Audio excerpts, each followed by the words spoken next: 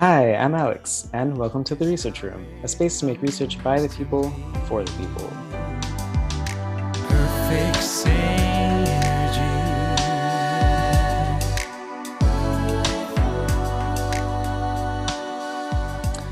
And today we are wrapping up our pain conversations. In this last week, we're going to be talking about the measurement of pain, because we think that although there are certainly well commonly used scales out there, we think that maybe there is more to be had in this conversation, and potentially that would also help patients as well as doctors in this like very complicated discussion of pain, right? So I have today again Dr. Robert Wright. He came back so graciously to be able to round us out here, and also because we're talking about one of his papers. So the paper that we're talking about today, it was just published this year, and it is called A New Approach to Capturing Pain Disclosure in Daily Life, in Person and Online. So I'm gonna just pass the stage to Dr. Wright here for a little bit, just so he can kind of say like, what is the main point of this paper? Like, what should we be getting from this? Yeah, thank you very much. Um, the, the main point is that we built a new tool and we think it can be helpful. The paper is basically 5 papers in one. If anyone's bored enough to read it, there are several studies and then supplemental materials, kind of the details of how we built this potential new measure of capturing identifying pain. It's more focused on word use and how people talk about pain or express their pain verbally and linguistically, and not as much as the traditional 1 through 10 or measurement scale. Awesome. Okay. So yeah, I mean, you kind of even started to allude to like what is usually done, because like even me thinking about like the last time I went to the doctor, did they even ask? Like I went in for pain, but they didn't ask me anything. It's like, okay, well, whatever. But they're usually in normal situations, the doctor will try to like have you quantify the pain. What are some of those main ways? It is the 0 to 10, 1 to 10 scale is probably the most common way to measure pain. It's quick, it's easy, it's intuitive. People are usually able to kind of make sense of it because it's everywhere. Different versions of that, obviously the Wong Baker, if you've ever seen this, smiley face and frown face, measures the same kind of thing, just on a scale. There are a whole bunch of measures that get at different ways of how can we capture pain outside of that, whether it's through circle where on this stick figure your pain is, the intensity, looking at comparing, this is the most common or most painful pain. What would you give away to get rid of this pain? Lots of different unique and really smart ways to try and capture that. But the 1 to 10 is what is stuck kind of everywhere, and specifically in medicine where it's most commonly used. Hmm. Okay, cool. So I mean, pretty much there's either numbers, pictures. Um, I mean, I guess that's kind of it, right? Like those are some of the most common ways that people are doing this. Yeah, I think a lot of the other measures like go down and break down into numbers as well, right? Mm. So whatever, however you're measuring it, like the end result is kind of a quantitative number to rank where the pain is on a certain scale to give it context. Without the scale, it's like my pain's a 37, like out of what? Like it's just kind of this random number. So the idea is to try and like put that into some sort of context, obviously. Yeah, and I think that context is super important. Like even going back to our conversation on the biopsychosocial model, like yes, like how can we just like see a number and know what to do with that? Like there's so many other like influencing factors in that pain, and literally just it comes also down to that patient's perception of that pain. So it's valuable, I think, to know what is that perception instead of just like assuming or guessing based off a number. So I think that's also maybe a little bit of where you're coming from with like why we should turn to words and the actual like content of what people are saying. So you broke down pain into three separate categories. Do you mind explaining those categories? Yeah, so affective, sensory, and medical terms. The affective and sensory is very much based on past work. Melzak, Fernandez, and Turk have done a lot of work in saying not all pain words are the same. Some pain words mean potentially different things, and they can fall into these two different categories.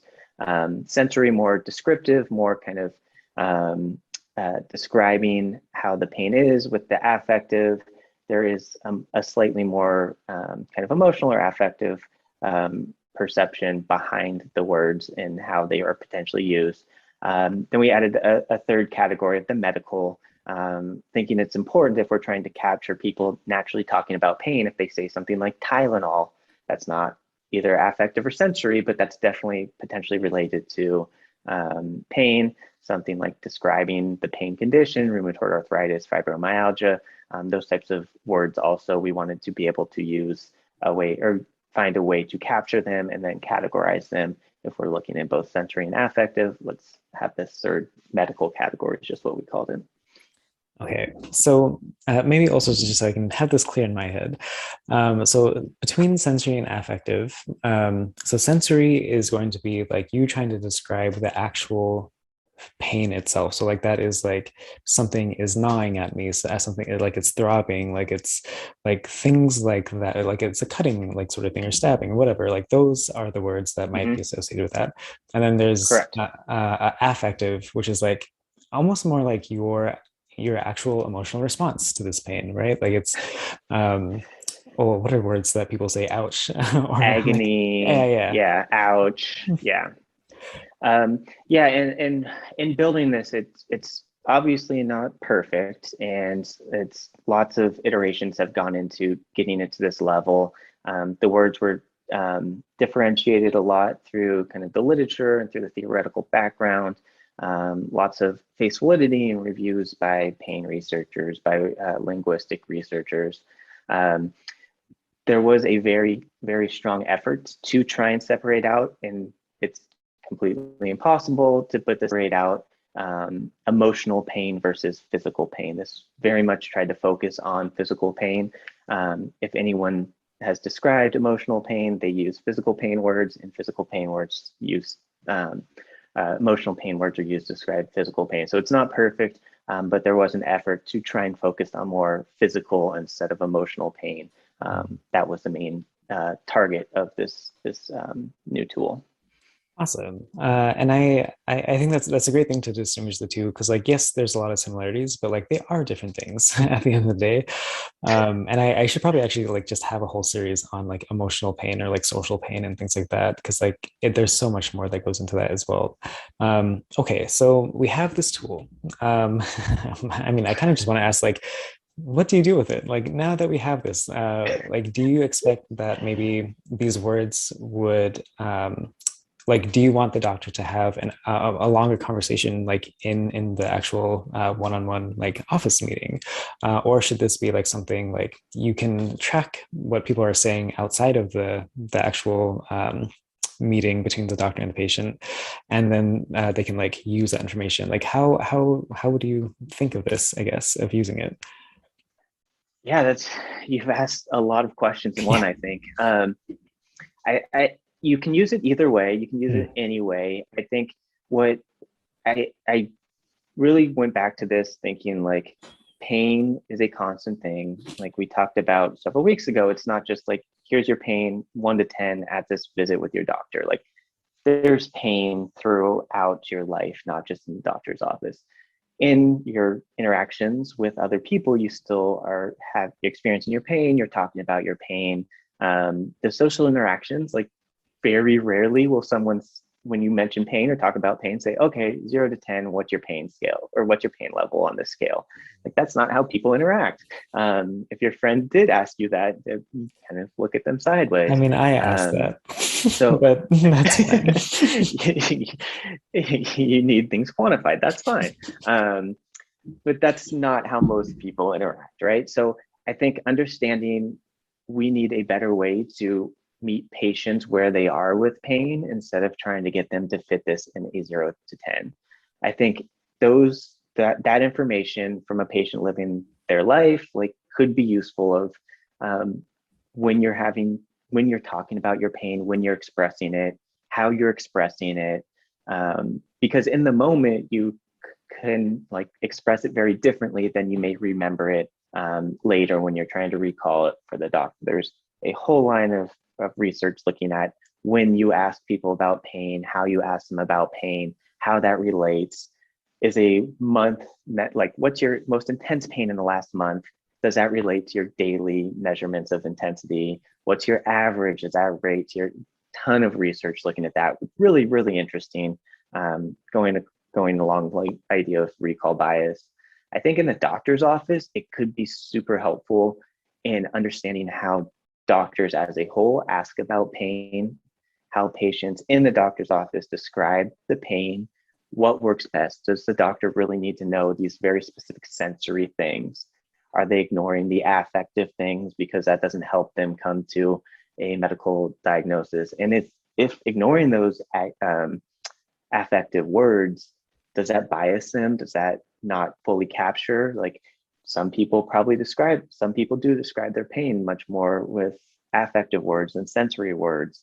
Pain is a hard thing because you can say I'm experiencing stabbing pain, but unless you've been stabbed, like what does that pain actually mean? You can hold up a blue marker and say this is a blue pen, but you can't say scalpel please and show someone what stabbing pain feels like. So I think just trying to speak the same words meaning the same things is a way this could potentially start to help. Mm-hmm. Cool. Yeah, I mean, I think there's so many ways that this could help. Like that, yes, that's definitely one way.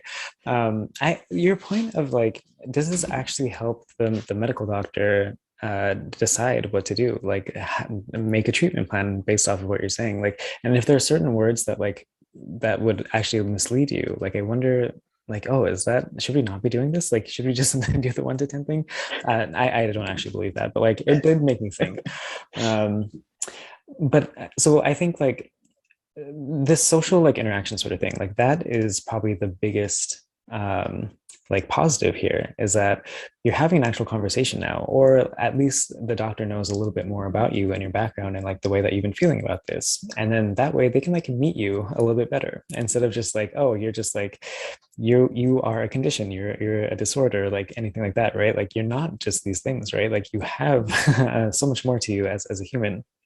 But yeah, and maybe I'll also like rope in the podcast episode from a couple of weeks ago, talking about like, I mean, it's so common for people to leave the doctor's office feeling like they haven't understood anything. And kind of both ways actually. Like, I don't understand what they said, and I don't think they understood what I said. Um, but especially when coming to like this idea of like discrimination and the biases that happen, like we definitely need to like rectify that. Like we can't just leave that alone. And so having these actual conversations and having some way to like build that empathy and get that social support from your doctor in the ways that they should be providing, yeah, I think this like word use would absolutely like supplement and facilitate that kind of like process. But I mean, what do you think? Like, do you think, is that actually something that happens? Is that something that happens? I think I don't know, and like I think there are kind of individual differences. Not to use the psychology term to say we can't answer anything because there are individual differences, but I think potentially the this tool could help also like with that individual difference of like, these are the words I use to describe my pain. This is how I describe my pain.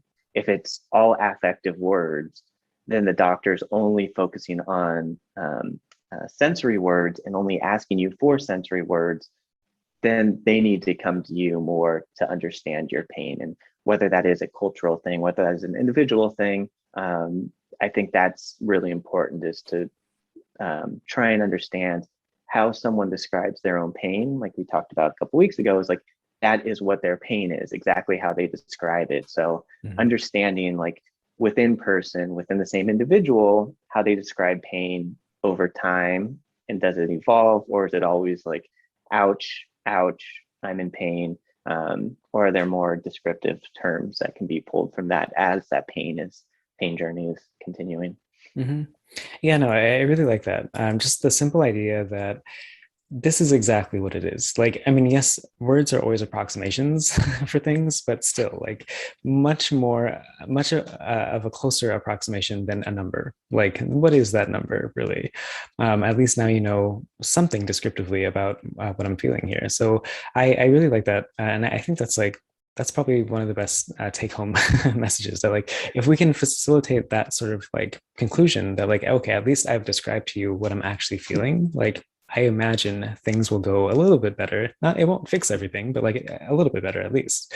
Um, cool. Okay, so maybe the only other thing, and this is not necessarily a question for you, but if you don't have an answer, then please go ahead. Because I think about all these things, like, yes, we're talking about ways to measure pain, and I think there might be some objectivity to this, right? Like maybe there simply is just a better way to measure pain. But I do also wonder, and this is a question mostly posed for like the audience, that like, would you ever want to do this? Like, do you value this sort of like conversation to have with your physician? Do you want to be able to like express more about these sensations, your affect, things like that? Or do you actually prefer the 1 to 10 thing? Do you think that like speeds up the process and then it makes it more objective as well, and in some other sort of ways? And like, I don't know if there's a right answer, right? Like it's at the end of the day, like what are you more comfortable with? Do you know of any research on like anything there? Yeah, I mean, anecdotally, like whatever gets that pain to zero the fastest is Mm, what people are going to be most interested in. mm, Um, it is it there is an idea that like you need to be able to describe your pain to then get treatment for it. And if you describe your pain as a 7 and that's what it is to you, like let's get that 7 down to a 0. If you describe your pain as an agony of stabbing sensations, let's get those gone. Like whatever mm, it is to alleviate it, to remove it, I think is what the end goal is. And I think that's the important part in all of this research is remembering like what's the end goal. Like yes, better communication, better understanding, all of that is in an effort to then reduce the pain, improve quality of life, improve well-being.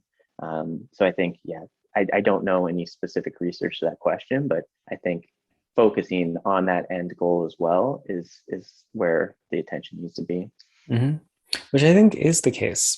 For better or worse, I think that is actually the case, that like doctors, they just want to fix whatever the problem is. And you tell me the information that will help me get you there.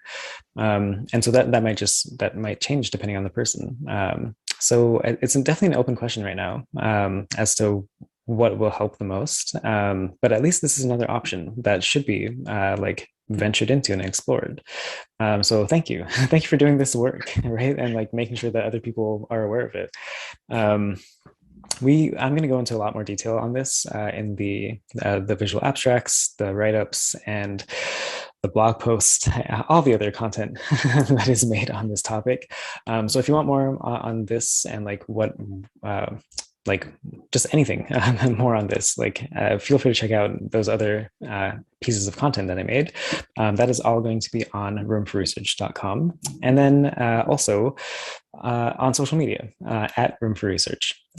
So maybe I'll give you a chance. Is there any last word that you want to say before we head out?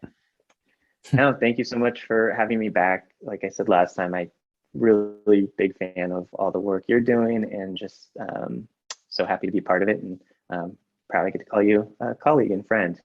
And so thank you.